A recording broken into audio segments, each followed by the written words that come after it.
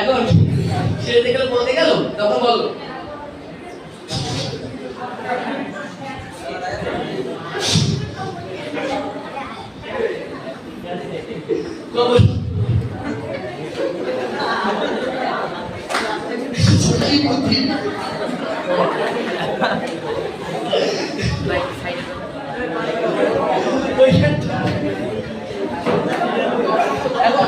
ভাবতো যে না এর দিয়ে আর হবে না, করতে হবে না, চলে যাবে। এখন একটা ইমোশনাল টাইপ হলো যে অন্য দুঃখ দেখে কেঁদে দেবে। এখন সে বল, সে আসবে, সে বল